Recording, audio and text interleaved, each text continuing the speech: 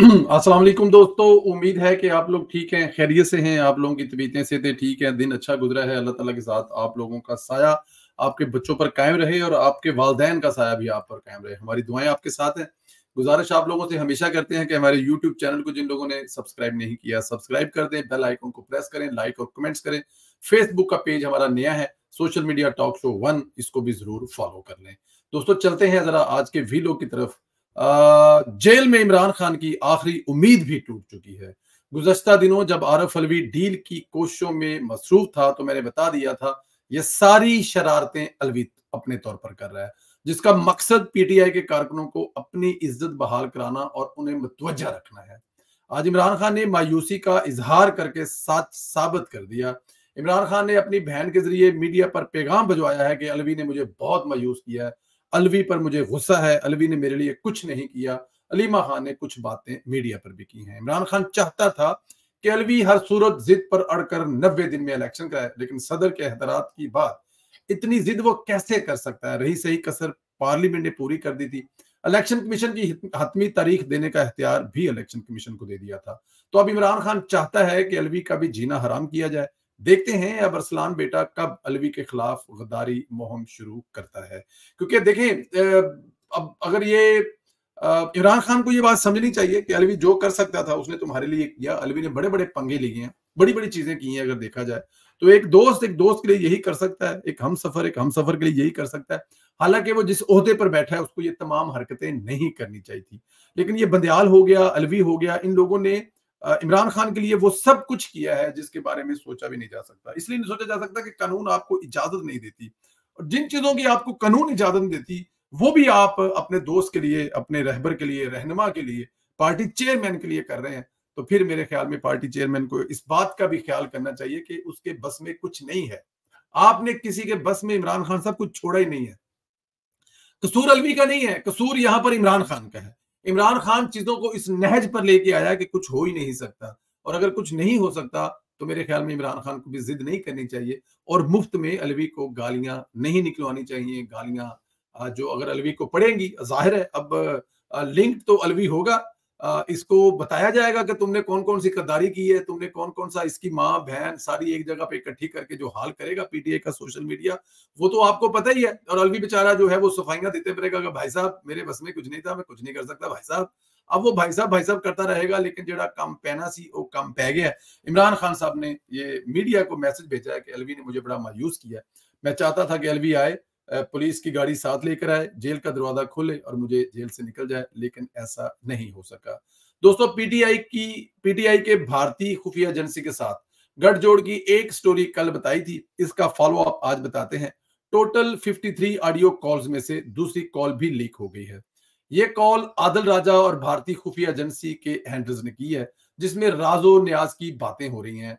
वाज़ह कर दूं कि आदिल राजा वही है जिसकी दी गई लाइन पर इमरान खान पार्टी बयानिया बताता था, फौज पर गंद उछालता था। जो बातें आदिल राजा अपने ट्वीट्स और वीलॉग में करता था, इमरान खान अगले दिन तकरीर में दोहराकर फौज के खिलाफ नफरत में शिद्दत लाता था। फिर आपने देखा 9 मई हो गया, यही आदिल राजा 9 मई के दिन फौजी अफसरान के घरों की लोकेशन तक शेयर करता रहा।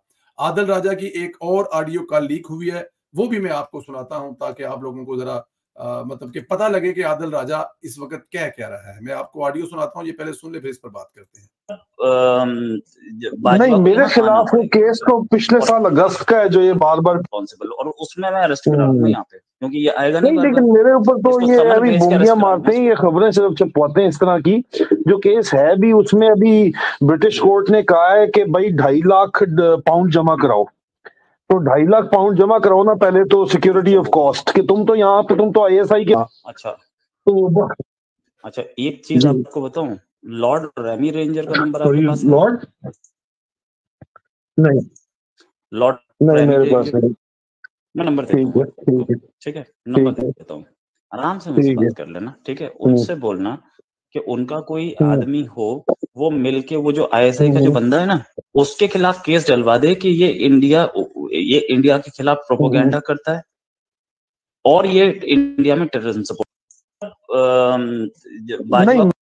जी आपने सुन लिया है, कि वो जो इंडियन आपको आगे से पहले तो वो बता रहा है कि वो अपने केस पे रह रहा है कि मेरे मेरे मेरे खिलाफ जो केस है वो अदालत ने कहा है जी कितने पैसे लेके आए जमा करवाएं तो फिर इसका कुछ हो सकता है, फिर इसको कुछ आगे लेके जा सकते हैं। तो आगे से जो इंडियन भाई साहब हैं वो कह रहे हैं कि जनाब छोड़ें आप इसको, आप ये फलां फलां लॉर्ड का नंबर आपके पास है, अगर नहीं है तो मैं नंबर दे रहा हूं, आराम से सुनो, जाओ और जाकर आईएस का बंदा मतलब पाकिस्तान के खिलाफ उसे कहो कि वो पाकिस्तान के खिलाफ केस कर देगा, आईएसआई के इस बंदे के खिलाफ केस कर देगा जो तुम्हारे लिए यहाँ पे कुछ कर रहा है या तुम्हारे खिलाफ केस कर रहा है, जो भी कर रहा है। अब आप ये देखें कि ये है वो गठजोड़, अब इसकी कड़ियां मिलाते जाएं और इमरान खान तक लेके जाएं कि ये आदिल राजा यहाँ बैठकर जो कर रहा था उसका फायदा सीधा सीधा इमरान खान को और पीटीआई को हो रहा था। और पीटीआई जो है आदिल राजा के जो वीलॉग्स हैं या आदिल राजा के ट्वीट्स हैं उन्हीं को फॉलो करके अपना अगला बयानिया बनाती थी। और आदिल राजा साहब यहाँ पे इंडियन के साथ पहली कॉल, अभी ये बड़ी कॉलें आनी है इनकी, ये जो कॉलें हैं ना वो बहुत ज्यादा तादाद में कॉलें पकड़ी गई हैं। जैसे जैसे दिन गुजरते जाएंगे आपको ऐसी कॉलें मिलती जाएंगी, कॉलें नजर आती जाएंगी, आप कॉलें देखते जाएंगे और हैरान और परेशान होते जाएंगे क्योंकि ये ऐसे जान नहीं छूटने वाली। आदिल राजा साहब जो है वो आने वाले दिनों में और कितने नंगे होंगे वो भी आपके सामने आएगा। देखें अभी वो उसमें बता रहा है कि आपको जो लॉर्ड होगा जिसका वो नंबर दे रहा है वो जाहिर इंडियन लॉबी का बंदा होगा, वो इंडियन मफादात को वहां पर प्रोटेक्ट कर रहा होगा, इंडियन मफादात के लिए वहां पे वो तहफ़्फ़ुज़ कर रहा होगा। तभी तो वो आदिल राजा से कह रहा है कि यार ये नंबर पकड़ो फलां लॉर्ड का, इसके साथ बात करो सुकून से, आराम से, मोहब्बत से, और इससे बोलो कि इस बंदे के खिलाफ जो आईएसआई का बंदा है या आईएस के लिए काम कर रहा है या जो भी है जो पाकिस्तानी है, जाहिर है पाकिस्तान के लिए काम कर रहा है, अपनी जमात के लिए, अपने मुल्क के लिए, एजेंसी के लिए काम कर रहा है, इसके खिलाफ उल्टा केस कर दो ताकि आदिल राजा तुम्हें कोई कुछ ना कहे। अंदाजा करें कि ये हैं वो लोग जो मुहिब्बे वतन होने का, रियासत मदीना का नारा लगाने वालों का ऐसे भगोड़े होते हैं ना जिनके बारे में कहा जाता है कि अपनी मां बेच देते हैं। ये आदिल राजा जैसे लोग हैं ना कि अपनी मां बेच रहा है चंद टकों के लिए, चंद चंद चंद डॉलरों के लिए, चंद पाउंडों के लिए, उस मां को बेच रहा है जिसने इसको फौज में भर्ती किया, उस मां को बेच रहा है जिसने इसको इतना बड़ा पाल पोस के भाषा किया, उस मां को बेच रहा है जिसके पासपोर्ट पे ट्रेवल करके यहाँ पे आया, और उस मां को बेच रहा है जिसके पासपोर्ट के होने की बिना पर यहाँ पे ये पॉलिटिकल स्टे लेके बैठा हुआ है। दोस्तों अल्लाह ताला की जात ऐसे लोगों से पाकिस्तान को बचाए, अल्लाह ताला की बस मैं क्या कहूंगा। राह का हैंडल जो आदिल राजा को कह रहा है कि लंदन में राह के वकील के जरिए, अंदाजा करें राह का वकील है, उसके जरिए आईएस को बदनाम करो। और आपको याद होगा आदिल ने जिस दिन आईएस पर इल्जाम भी लगाए थे कि इसे लंदन में मारने की कोशिश की गई है। ये रोहित शर्मा जो यूट्यूबर को बर्तानिया में आईएस के खिलाफ साजिश करने के लिए जो लॉर्ड है उसका नाम को डेमी रेंजर्स नामी बंदा है, इससे मिलने का भी कह रहा है। खैर आगे चलते हैं, जरा देकर खबरों की तरफ देखते हैं। खबर गर्दिश कर रही है कि चीफ इलेक्शन कमिश्नर समझते हैं अगर वक्त पर इलेक्शन ना हो तो इस्तीफा दे देंगे।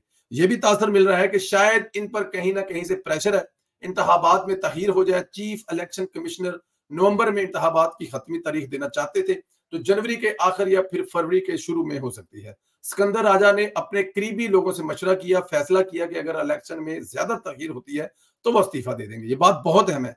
नवाज शरीफ की वापसी के बाद अगर इंतखाबात ना हुए तो नाकाबिल तलाफी नुकसान हो सकता है।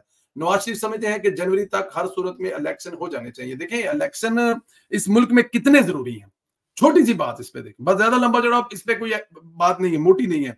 मुल्क के जो हालात हैं उसको कौन ठीक कर सकता है?